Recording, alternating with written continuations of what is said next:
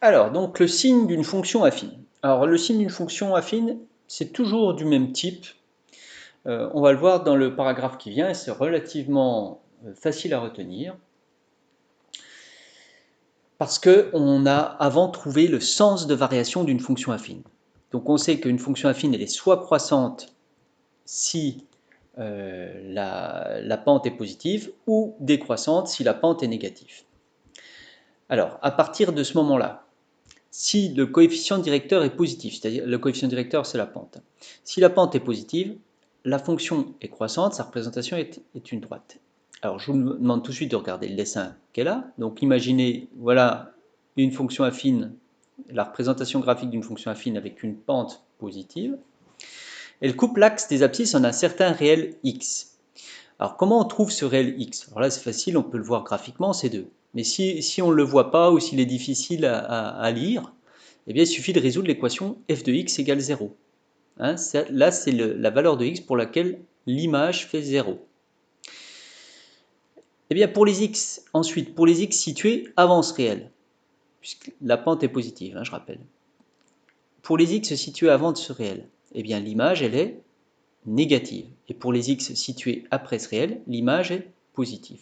Donc voilà, si la pente est positive, on aura quelque chose du type moins 0 plus, parce qu'avant le réel pour lequel l'expression s'annule, on a dit que c'était négatif, et après, c'est positif.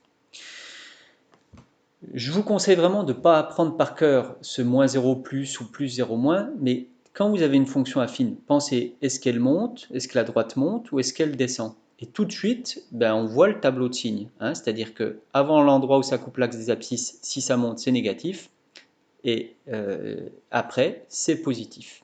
Donc voici le tableau de signes. On a trouvé 2 en résolvant 3x moins 6 égale 0, hein, on trouve x égale 2, et après on établit le tableau de signes. Et bien sûr, si on a une pente négative, eh bien c'est le contraire, regardez. Avant le réel ici, c'est positif, et après le réel ici, c'est négatif. Alors comment on trouve le réel ici? Eh bien j'avais moins 2x plus 5, donc on résout.